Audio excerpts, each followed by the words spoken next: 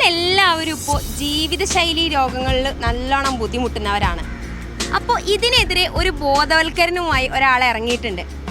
ഏറ്റവും പ്രത്യേകത എന്തെന്നാൽ ഇയാളുടെ ജന്മദിവസം കൂടിയാണ് ഈ ബോധവൽക്കരണത്തിനായി തിരഞ്ഞെടുത്തിട്ടുള്ളത്.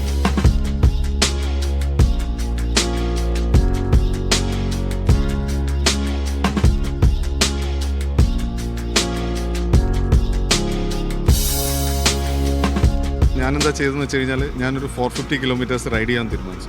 പക്ഷേ ഈ 450 കിലോമീറ്റർ നമ്മൾ റൈഡ് ചെയ്യുമ്പോൾ നമ്മൾ എന്തെങ്കിലും ഒരു മെസ്സേജും കൂടെ ട്രാൻസ്ഫർ ചെയ്യണമല്ലോ. അപ്പോൾ നമ്മൾ ചെയ്യുന്നത് വെച്ച് കഴിഞ്ഞാൽ നമ്മളൊരു കുറച്ച് ക്വസ്റ്റ്യനേഴ്സും കാര്യങ്ങളൊക്കെ ഉണ്ട് ഈ റൈഡിൻ്റെ ഇടയ്ക്ക്. അപ്പം ഇത് ശരിക്കും ആളുകൾക്ക് കൊടുക്കും. ഇത് ഇന്ന് ടിക്ക് ചെയ്യുമ്പോൾ തന്നെ മനസ്സിലാവും ഇവർ ലൈഫ് സ്റ്റൈൽ ഡിസീസ് ഉള്ളവരാണോ അല്ലെങ്കിൽ ഇവരുടെ പോക്ക് എങ്ങോട്ടാണെന്നുള്ള മനസ്സിലാവും.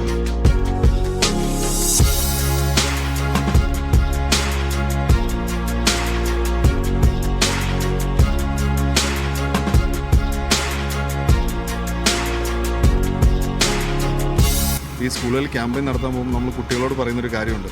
നിങ്ങൾ 20 വയസ്സാകുമ്പോൾ നിങ്ങളൊരു ഹാഫ് മാരത്തോണിനെ കുറിച്ച് നിങ്ങൾ ചിന്തിക്കണം. അതേപോലെ തന്നെയാണ് നമ്മളിപ്പോൾ വലിയവരോടും പറയുന്നത്.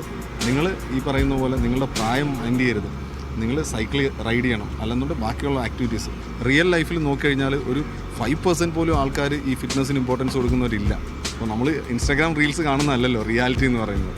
ശരിക്കും നമ്മൾ ആളുകളുടെ ഇടയിലേക്ക് ഇറങ്ങി ചെല്ലുമ്പോഴാണ് എന്താണ് റിയൽ ലൈഫ് എന്നുള്ളതും അവർക്ക് എന്താണ് അറിയുന്നതെന്ന് നമുക്ക് മനസ്സിലാവുന്നത്. അപ്പോൾ ആൾക്കാരുടെ റെസ്പോൺസ് എങ്ങനെയാണ് ഇതിനോട്? കുറേ ആളുകൾ ഭയങ്കര ക്യൂരിയസോടുകൂടി കേൾക്കുന്നവരുണ്ട്. പ്രത്യേകിച്ച് നമ്മൾ ഇങ്ങനെ സൈക്കിൾ റൈഡൊക്കെ ചെയ്ത് കഴിയുമ്പോഴത്തേക്ക് അവർക്ക് ഭയങ്കര ഇൻട്രസ്റ്റ് ആണ് കുറേ ആൾക്കാർ.